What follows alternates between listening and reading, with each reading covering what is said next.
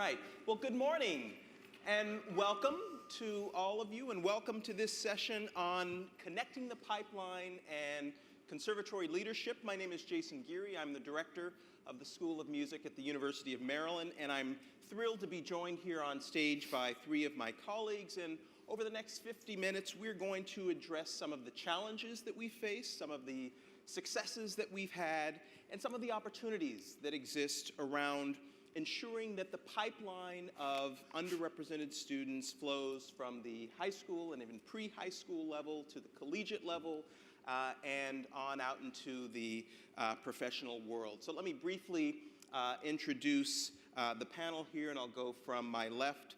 Fred Bronstein is Dean of the Peabody Institute of the Johns Hopkins University. Paul Hogel, President and CEO at Cleveland Institute of Music, and Karen Zorn, President at the Longy School of Music of Bard College. Unfortunately, Ara Guzalemian of Juilliard is unable to join us because of that rotten storm in New York City that dropped, 9 inches, 9 feet of snow or whatever it is. And that's unfortunately one pipeline over which we have no control. So the way that things will work here is that I've asked each of our participants to give a brief presentation of about 5 minutes or so, just giving us some sense of what's happening at each of our respective institutions. And thereafter, the four of us will engage in a little bit of discussion, responding to what we hear and exchanging ideas. And then we'll open up the floor for questions and comments from the audience. So we sort of drew straws beforehand.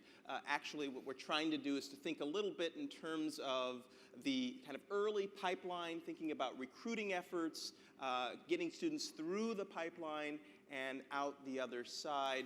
So as best we can, though I'm sure all of us will touch on various aspects of the pipeline, as best we can, we've tried to order our remarks in that way. So we're going to begin with Paul. Thank you. I have a 45-minute presentation, which will leave about a minute for these two. Take it away. Thank you for laughing. Tough crowd. Yeah, tough crowd. Tough crowd. You all laughed when Aaron was up here being interviewed. So, everything that the three of us are going to say, I would preface what I say, which I'm sure my colleagues will agree with. Even though I'm going to be fairly candid about my experience at the Cleveland Institute of Music, I have a deep love for my institution. So if I say anything that sounds critical, it's a journey of discovery, not a journey of criticism on my part. When I interviewed for the president's job now about a year ago, at the end of a grueling day of conversations with trustees and community members, they turned to me for the perfunctory, do you have any questions? And I had 3 questions written down on a list, and one I knew was going to be very controversial, so I went for that one first, of course. And I said, a year ago, walking across your stage for graduation, when my daughter graduated from CIM, not a single artist of color crossed that stage. Dead pause. And then I said, could you walk me through the Institute's philosophy and strategies to have that not happen going forward? You would have thought that I had come in naked. One person did say, we're very proud of our ability to recruit more women to the Institute. And I knew we had a lot of work to do together, which was met when I arrived in July with open arms, but a complete lack of curiosity about the subject. So here's what we've done together. As you know, any of these processes are team endeavors, but we've taken it quite seriously. The first thing we did was we started meeting with funders, both locally and nationally, about their appetite to support a very serious plan for pre-conservatory training. I met with people in Miami, New York, and in Cleveland who were very receptive to talking with us about it. Around the building block of building durable relationships with student musician training programs, we started to imagine the partnerships locally and nationally that we could have and how we could link them to our CIM preparatory division. We thought that getting earlier intervention and partnership would be better than just trying to get people to come audition for the conservatory. And we had really 3 routes for us to do that. CIM Prep, our Young Artist Program, which is a group of very high-end middle and high schoolers, and distance learning.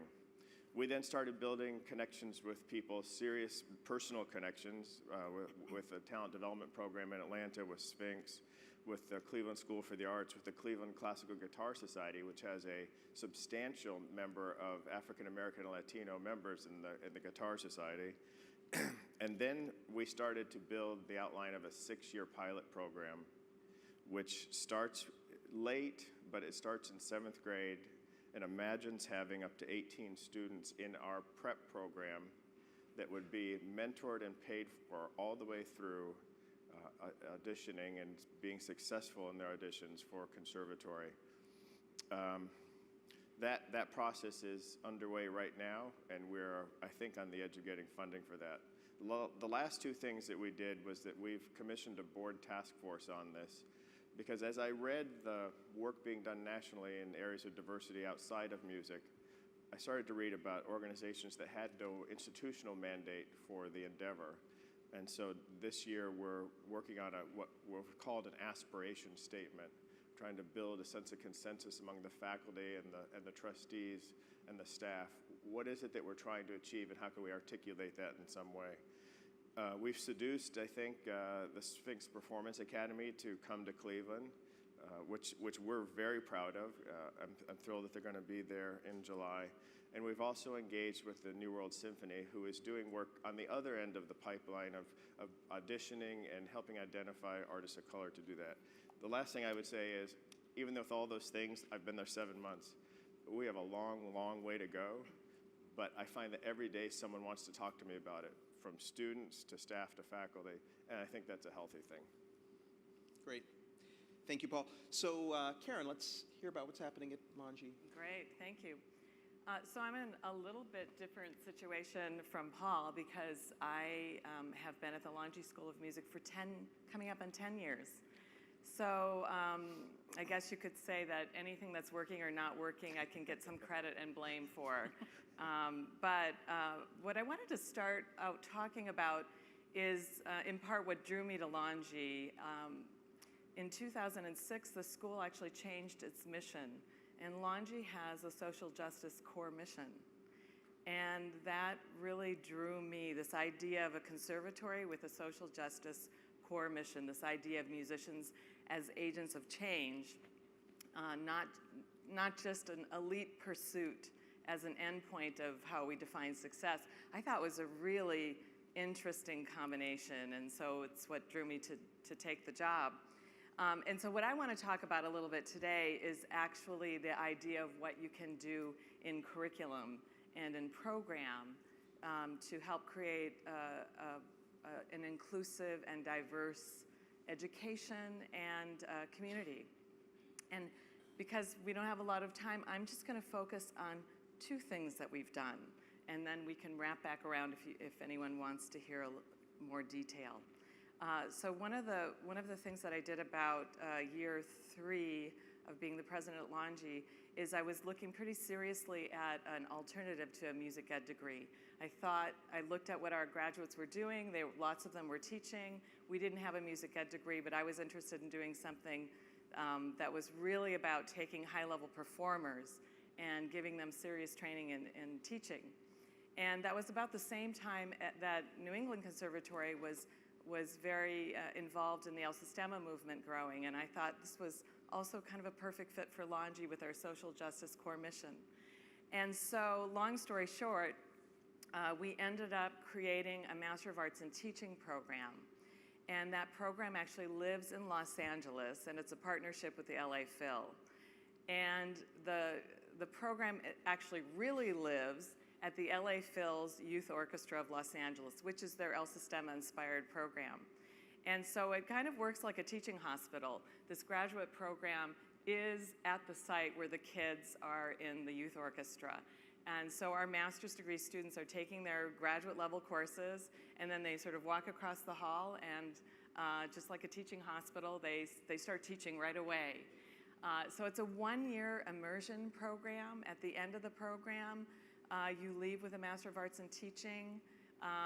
The students live in the same neighborhood as the children that they're teaching, so they're dealing with all of the same issues that come from a challenged neighborhood.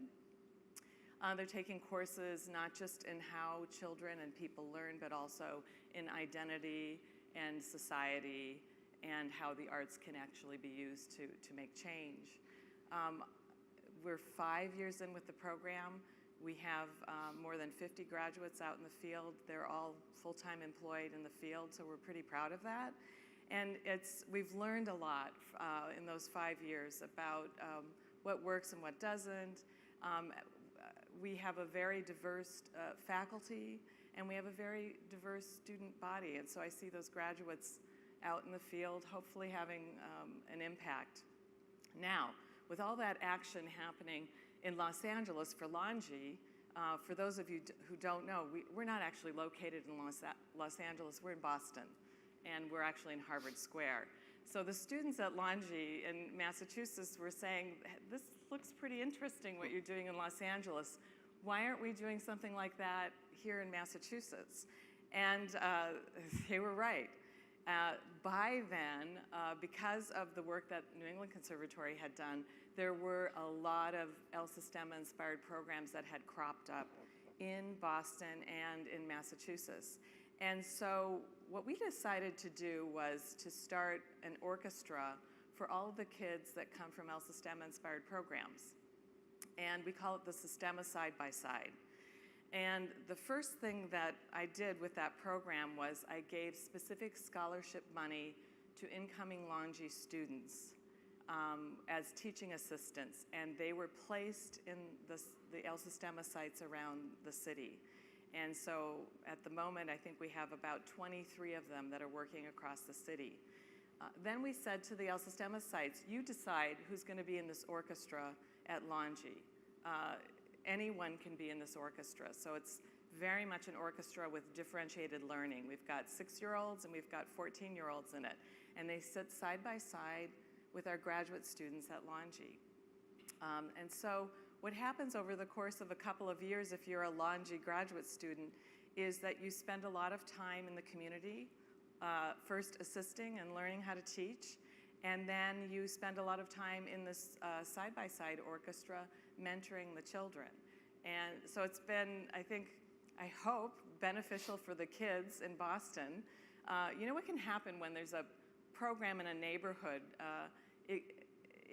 The kids from the neighborhood really get to know each other, but those children don't get to know children from other neighborhoods. And so part of what we wanted to do was say, what could a conservatory do for the El Sistema sites? And what we do is bring the kids together from the different communities, and they each have a mentor in the graduate program. And it's had a huge impact, I think, on how our Longy students see their futures. Many of them have been hired by the sites or have gone on to start programs. We had a student who started a program in Lawrence, Massachusetts, which is a city that is really in need of after-school programs for children. So I guess you could say that I'm on a mission. I really want conservatory students to see they have a lot of options after they graduate. And I think one of them is finding a meaningful way to have an impact on a community and to use music to do that. Great. Thanks, Karen. So let me take a few minutes now to say a bit about what's happening at the University of Maryland School of Music. So I'm a bit different from my colleagues here in that I'm in a larger university, public institution, and I do have to deal with it. It came up yesterday in Aaron's conversation with a tenured faculty. So my executive power, we might say, is oftentimes limited by the structures of shared governance within which I work. So I've been at Maryland now just about 7 months, same amount of time as Paul, and one of the things that drew me to that institution were the challenges that exist with a school of music that's inside the DC Beltway and is part of a county, Prince George's County, that itself is highly diverse. It's got about a 65% African-American population, about 15% Hispanic, and is relatively impoverished, at least by comparison to the two counties that sit adjacent to it, which are among the wealthiest in the nation. Sad to say, you can all guess which direction, or in which direction, the pipeline has traditionally flown from those counties into the School of Music, and we're talking about in-state recruitment. So that's one of the challenges that we face, is how can we ensure that the pipeline flows evenly from areas that are traditionally underserved, under-resourced, as opposed to those that might have greater resources. And I would say that that is a microcosm in many ways of one of the problems that exists nationwide. So one of the ways that we've dealt with that is to establish close working relationships with feeder performing arts high schools in the area, in Baltimore, in Prince George's County, to some extent even in DC. And yet one of the challenges that we've discovered is the difficulty of then getting those students admitted into the university, because they often have not taken courses that are as academically rigorous as some of their wealthier peers, or perhaps, to put that a different way, they have not had or enjoyed many of the same resources that have allowed some of their wealthier peers to excel academically. Private tutoring, Kumon, SAT, ACT prep, and so on.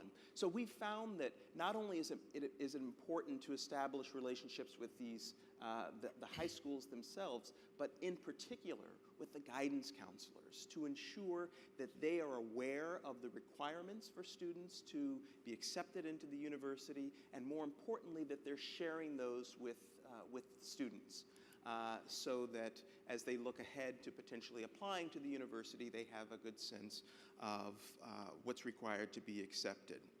Now, we have made some progress in diversifying the student body. It's not nearly as diverse as one might like. We've got about a 9% African American student population, about 5% Hispanic. And one of the other challenges that we've found, as have others, that even as we've diversified the student body, oftentimes with many of those students being disproportionately first-generation students or coming from lower socioeconomic spheres, they frequently require more support, more of a kind of infrastructure to ensure that they make it successfully through the pipeline. So let me, to end here, just share one idea that we've instituted, which I hope will begin to address some of the issues around ensuring that there's a robust support structure for those students once they're on campus. So one of the things that I did early on when I started in the fall was to institute what I called the IDEA Committee, where IDEA is an acronym that stands for Inclusion, Diversity, Equity, and Access. And the committee is made up of 2 senior faculty members, one of whom serves as chair, 2 junior faculty members, 2 graduate students, 2 undergraduate students, and 2 staff members at the School of Music, all volunteer. And the committee meets 3 times each semester, and they have a very specific mandate, namely to identify where we've fallen short with respect to curriculum, with respect to climate at the School of Music, and with respect to community engagement, where we've fallen short in our goal of being as inclusive, diverse, equitable, and accessible as possible. And then to suggest ideas, as the committee name suggests, to me and to other senior level administrators at the School of Music. And this last point, I think, suggests what in my mind is another sort of pipeline, namely one at the institutional level that leads from what we might think of as sort of the grassroots to the highest levels of administration. In other words, so I say this to say that what I have done is to constitute the committee such that it exists on a par with the highest administrative bodies at the school. So the department chairs, who are involved in making policy and advising the director, and also what we call our Faculty Advisory Council, which plays an advisory role to the director. And so the IDEA Committee exists in a structure alongside with these bodies, and also plays an advisory capacity to the director and other senior administrators at the school. Again, here the point being that I wanted to give not just faculty, but also students and staff a real a voice, a platform to ensure that they have a stake in helping to ensure that the School of Music is as inclusive, as diverse, as equitable, and accessible as possible. So, Fred, tell us a little bit about what's happening at Peabody. Thank you. First of all, it's a pleasure to be here with my fellow panelists and to be here this morning. And congratulations to Sphinx on everything that you all do in some very important work. What I thought I would do is give you a little bit of context for within the context for in which we're having this conversation about diversity at Peabody. I've been there about 2.5 years. So we started a number of change initiatives over the last couple of years around significant academic issues in the school, around curriculum, our whole Ensembles program, all geared towards really integrating 21st century skill sets into the training of our musicians in terms of communication skills, audience development, community engagement, all of which is being, after a series of task forces that have had a very robust process over the last couple of years, will result in a new curriculum being integrated across the Institute beginning in fall of 2017, and an entirely new redesigned Ensembles program.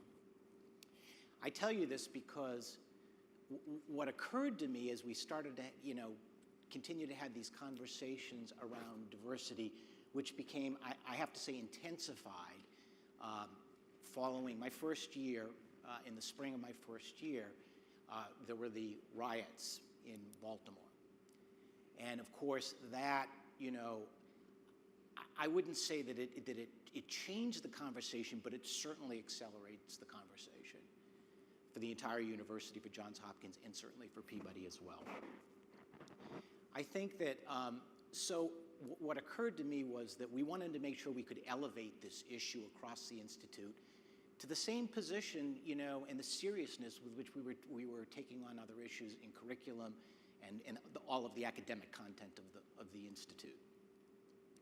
So to do that, we formed a task force, a very broadly based task force that included administration, faculty, students, alumni, advisory board members. And they started their work a little less than a year ago and have now moved into kind of subcommittee formations around many of the key issues we've been talking about today. Pipeline and student recruitment, curriculum and programming, and then climate inclusion and cultural competency. And each of those subcommittees have co-chairs of an administrator, a faculty member, and a student. So the idea being that we are really working to engage the entire Institute in this conversation, much in the same way we did around curriculum and the Ensembles program. Now there are a number of things that are going on as this conversation continues that we're building on in terms of how to move forward with this in this important area, and a couple of things that I want to just take note of. Certainly, faculty recruitment. What we have tried to do, and of course, this is a challenge because the whole pipeline question ultimately leads, of course, to the faculty question as well. But we have gotten very proactive, I would say, in how we scrutinize our faculty searches. When I appoint a search committee now, and we have 6 or 7 faculty searches going on this year. The entire committee goes through unconscious bias training. We appoint a diversity advocate for the committee. Ultimately, the way the search processes work is that they come to me ultimately at the end of the process with usually 2 or 3 finalists, and the dean will make a final choice. What we now do is that I will look at the pool, a larger pool, the finalist pool, before they go any further to ask the question about what has been done in terms of the breadth of the pool that we're trying to attract during the process itself.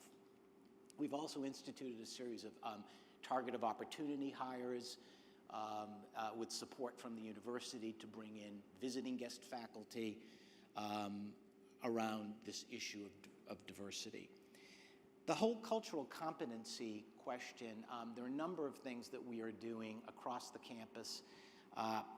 Diversity inclusion training, town halls, and those really began in the wake of the riots in Baltimore a couple of years ago. And then also, and this is where it intersects, the important intersection with where we're going with our curriculum. Because essentially with what we're calling the breakthrough curriculum that we're instituting beginning this fall, and again, that is instituted across all, it's not a choice. Every student that comes into Peabody will have that curriculum integrated into their training. That essentially what we're doing is a large part of that is to say Baltimore becomes an extension of the classroom and of the studio. And so therefore this notion of not just serving the community and teaching our students what community engagement looks like, but also this notion of finding talent, opening up the doors of Peabody becomes, I think, an important part actually of this curriculum program that we'll be beginning with next fall. On the pipeline question, so there are a number of things that we're doing there that I think are important. And again, all of these things, I have to say this in the context of all of these things, that this is a long-term effort. And we all know there are no easy solutions to this. But I think that all of these things, in time, hopefully bear fruit. On the pipeline question, we have a program that began, predated my time at Peabody, called Tuned In, which is part of our preparatory. Peabody has a significant preparatory program. And we have, in this program, we attract a diverse population from within Baltimore City.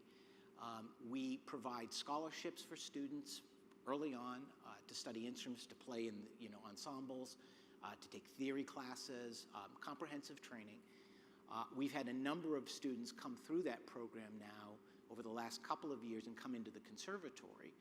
And I would also say that every student that has come through Tuned In has gone on to, wherever they went, they've gone on to college, which is significant.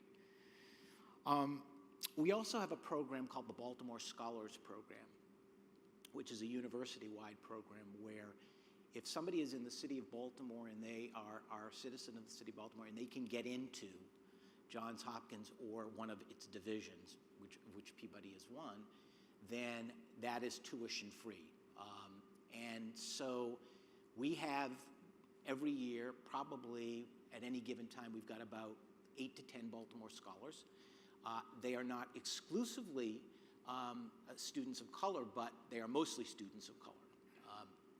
And they are, again, this is an important way of building that pipeline. Many of them come through the Tuned In program or from the Baltimore School for the Arts, and then into Peabody. Finally, just one point. In order to support this, we also felt it was really important for us to make the case to our donors that this was an important initiative, that we were very serious about this. And so we had a donor give us $500,000 as a matching gift, which we are now in the process of matching to fund, many of these initiatives. And I must say that I think it is something that people respond very positively to, and we'll continue to build on that. But I think it is just to wrap up, I would say that we try to see this as everything that we do as part of the larger strategic picture of what we're doing. And so how all of this integrates with curriculum, with Baltimore, becomes really an important part of the story. Thanks, Fred. So I wonder if, as a way of opening up the discussion here among the panel before we go to the audience, I might ask a question. It seemed to me that each of us talked in some way about instituting some new initiative or program, and whenever that happens, of course, there are challenges. There's often resistance that can come from stakeholders and certain constituencies. So I wonder if any of you would like to speak to some of the challenges that you've encountered and in sort of getting these exciting programs off the ground, and how you've dealt with those, how you've been able to convince donors or stakeholders that this is in fact important work, and or move on the curriculum, which can be so challenging. So anyone who wants to respond to that.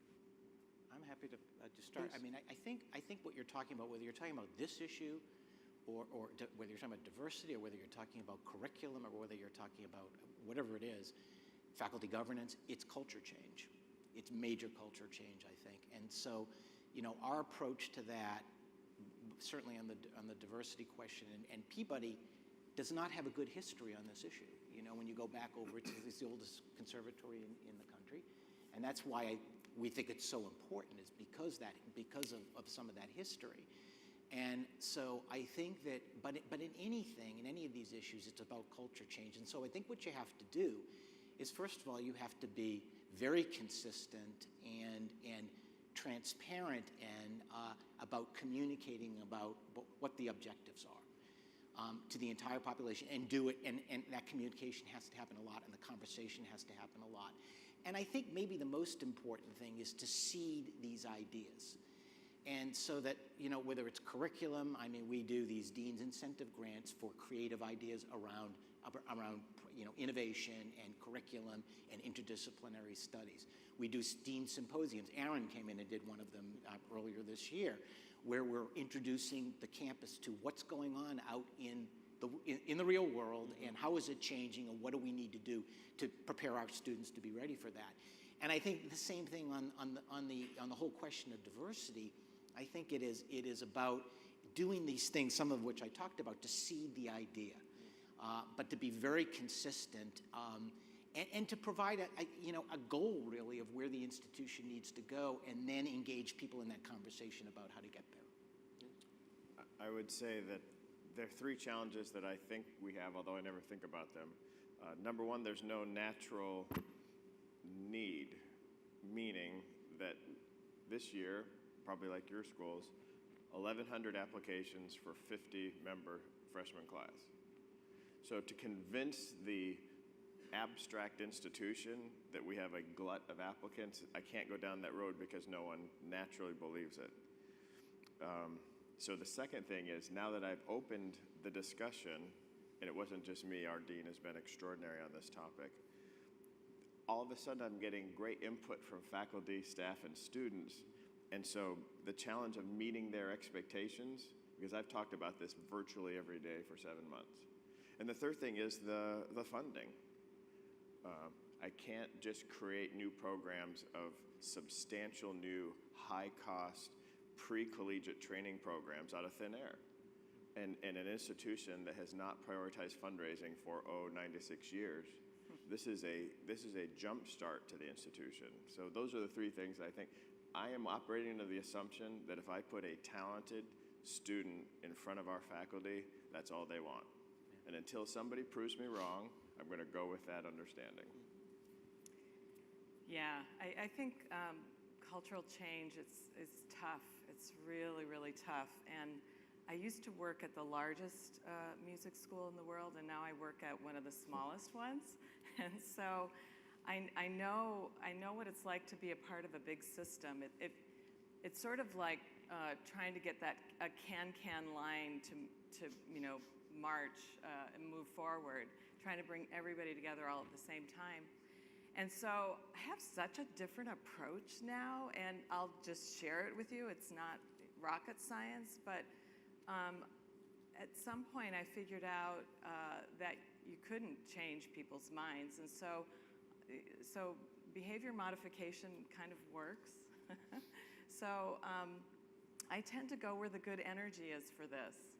And I tend to spend the most amount of time with the faculty and staff who are already on the bandwagon for creating an inclusive environment and for thinking about ways that we can be more diverse, who really value it.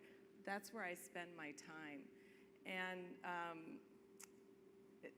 that has worked. And in fact, for some people in the community who there were the ones who maybe were on the periphery of that, but weren't quite on the bandwagon. I see them getting, get with the program, so to speak. And then there's just the people in your community who are never going to change their mind. And I've just figured out that I don't spend a lot of time with them because it's a bummer. And I try to spend more time with people that I think are actually going to help Longy do the kind of work that I want us to do. And as a leader, that has really fed me, and that has really kept me from getting cynical over the course of these 10 years.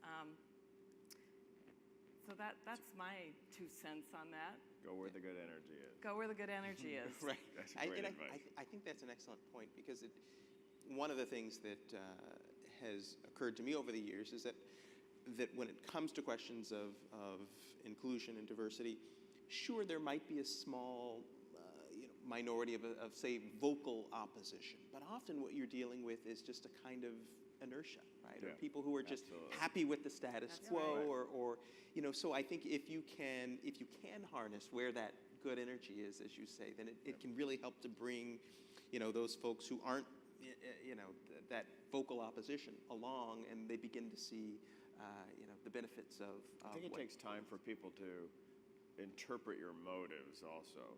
True. So true Fred's enough, been yeah. there 2.5 years, you've been there 10 years, Yeah. I've been there 7 months. When you walk into a funder's office and you start talking about increasing the diversity of your conservatory, they have to take time to process what your agenda is. Right, absolutely. Yeah. Good.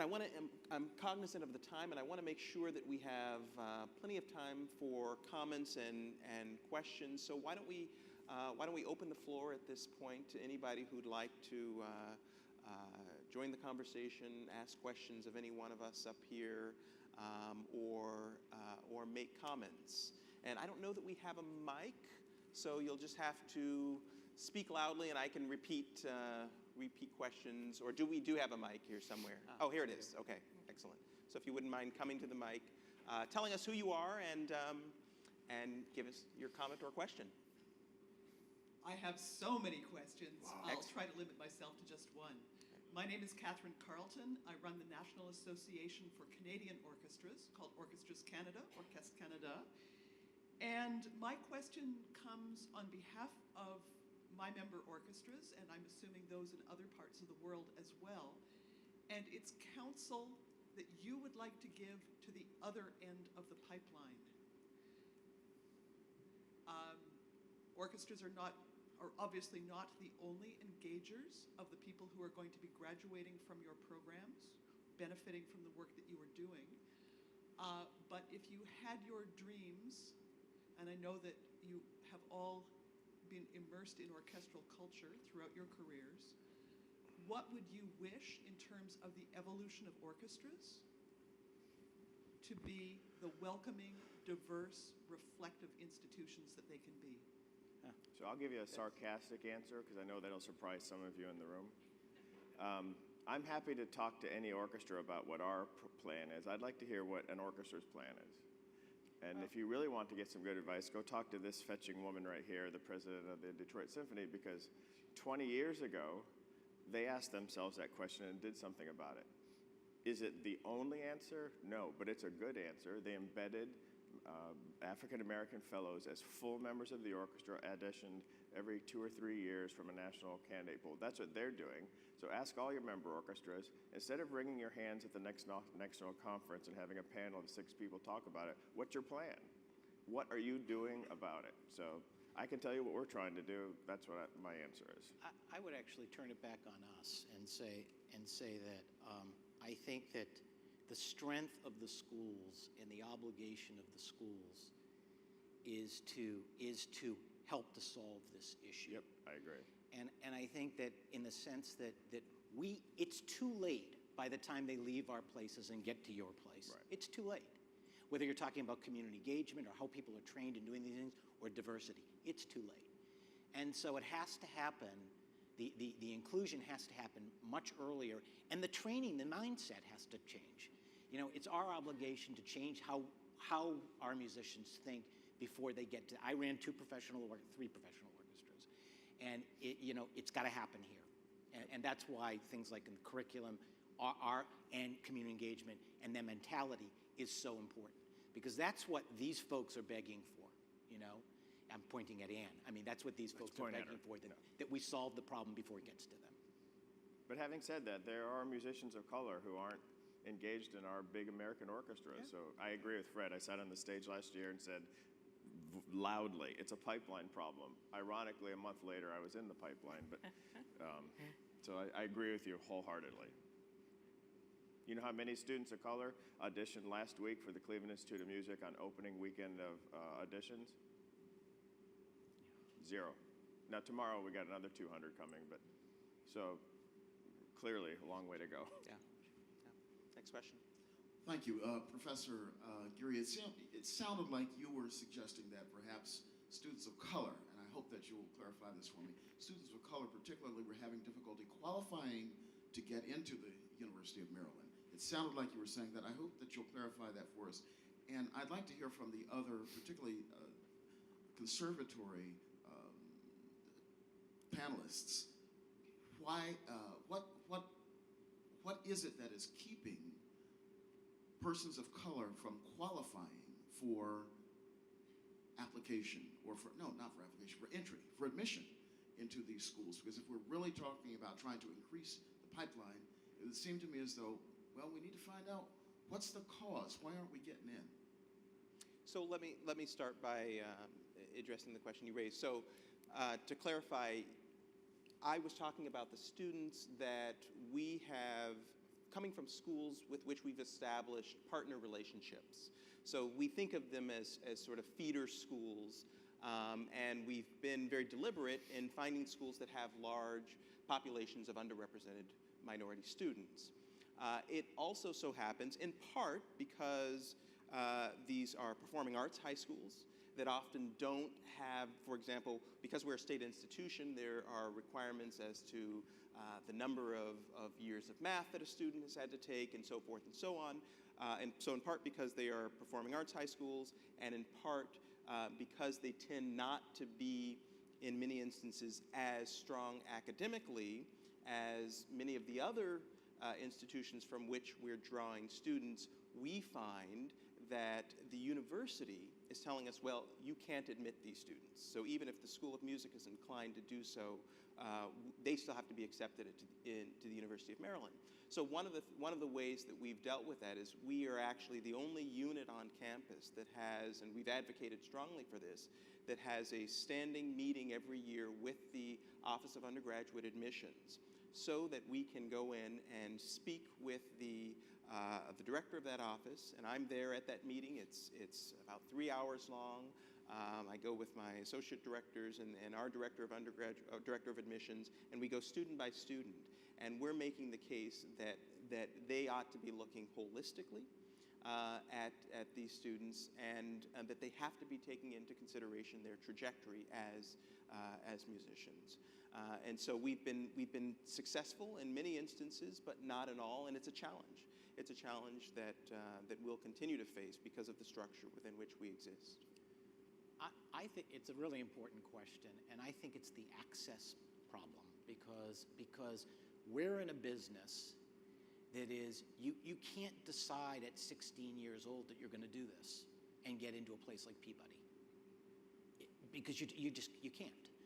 That's a decision that gets made when you're 8 years old. And so it goes back to this question of even when we're talking about conservatories, it's too late. It's got to happen before that. And so, when I think about the programs that the prep schools have, the preparatory schools with conservatories or music schools, those are the places. I mentioned the Our Tuned In program. There are other programs like it. That's where we have to focus, I think, on making the access possible way before they get to even college. Folks get to college age. Musical.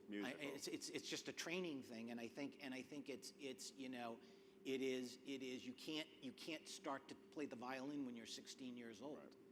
Right. And it's unlike a lot of other things, I think, where you can catch up, but in music it's different. A little bit different with singers.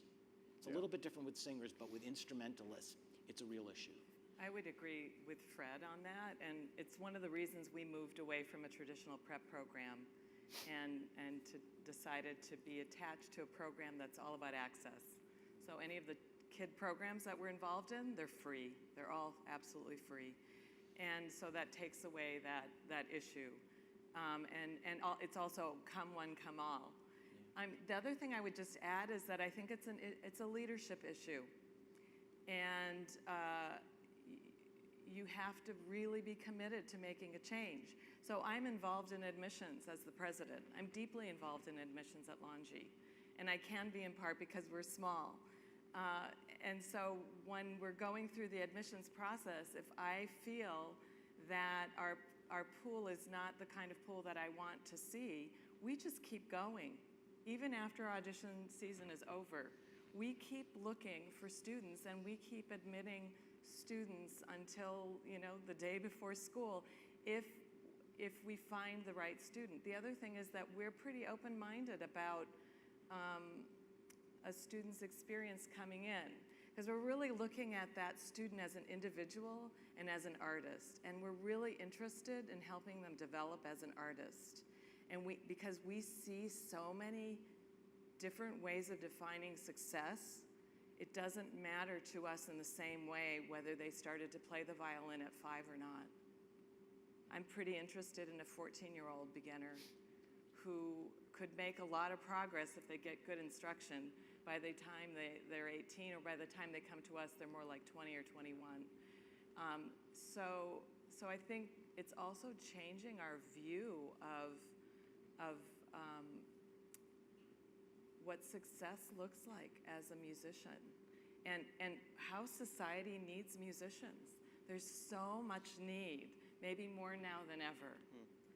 And I think that we need the arts more than ever. We need more artists in our communities more than ever.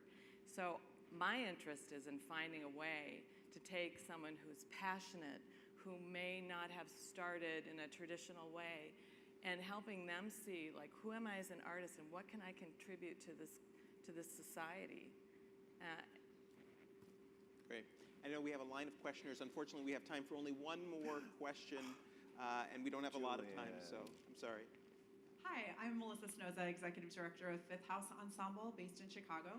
And in addition to our own work, we do a lot of work with universities and orchestras in times of change as they reconsider the training process for emerging artists and also what meaningful community-focused work looks like. So my question is for Jason. One of the things that you mentioned was around partnerships with arts-focused high schools. And one of the things that we see both in Chicago and with our partners in urban communities is that those arts-focused high schools, a lot of times what we see in 9th grade is that they haven't had any training before that point on an instrument, that the feeder system doesn't exist, and often advanced orchestra means that they've been on the instrument for perhaps 1 or 2 years.